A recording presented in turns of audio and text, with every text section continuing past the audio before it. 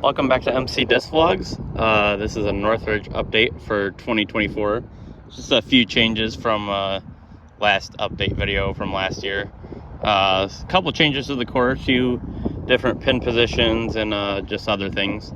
Hole 4, it's got some new trees near the basket. It kind of affects the righty hyzer.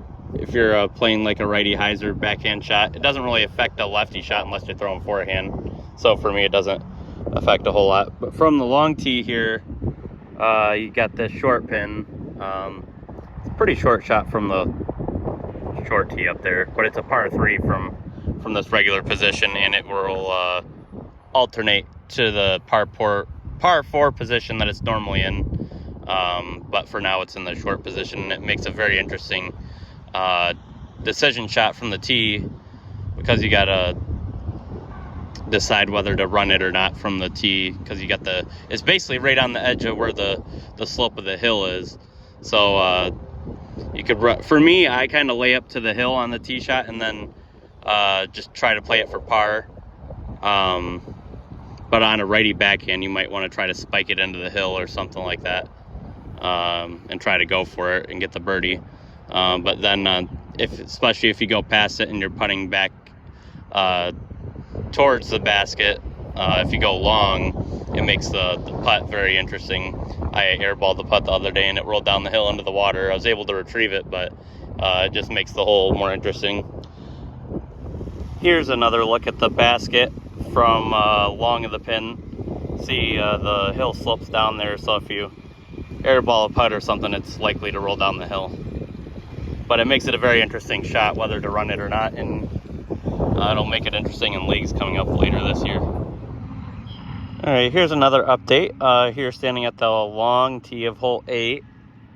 That cone right there is where the regular pin position is, and the new basket position, or actually the alt position, is up there on the hill farther past. So now it's a par 4 in that alt position. And for leagues throughout the year, it'll alternate back between the regular one and that hill position. And hole 9 will only have its one position, which was actually the alternate from last year. The one that was in the woods, now it will no longer exist because the property right next to the church got bought. And actually, as we speak, the woods back there is being cleared for a school being built, and there's probably gonna be like a fence line near there, so 9 and 10 are probably gonna change pretty drastically, or hopefully they still are able to stay there with the new property that's right next to the church, but I guess we'll see.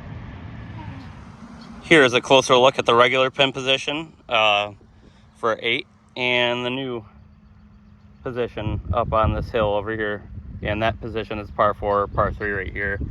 And this little dirt area over here and the grass is where the short tee was for hole 9, but now it's moved on the other side of the cattails, this rough area.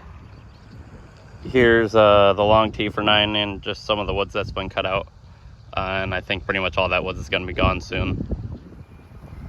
Here's the new short tee for hole 9.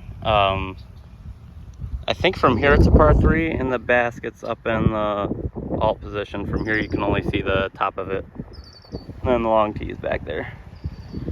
So that old short tee is gone now, but the woods is open up over here, and that's a nice shot from here.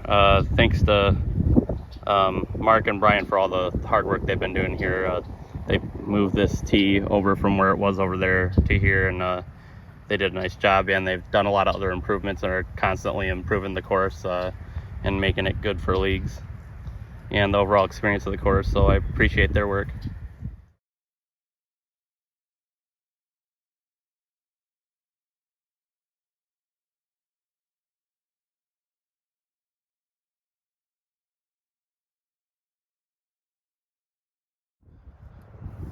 Here is hole 10, just the one tee box here. Here's a look at some of the woods they've cut out here on 10. I think all of this area is part of that new property, and it's going to be built for the school there, so even the rest of this right here might be cut out soon. But a lot of the big trees right up in here were cut down, so not sure if this hole still exists. They got stakes here. I think that's like designating the cut line. I don't know, some of them are probably staked out to the point where probably too far to where it's actually onto this part of the like the church property, so I don't know if they're too far out or what, but that's what it looks like for right now. It's definitely different than what it looked like. It was a lot tighter, but opens it up a little bit. Maybe if that becomes a different property line there, it could become like a double mando or something. There's already the one mando there on that tree where that red thing is right there to keep you from throwing over the parking lot. So it's a good hole. For right now, you see the cone up there, that's the short position, and then the farther position up there is the par 4 long baskets, like 400 to 420, something like that.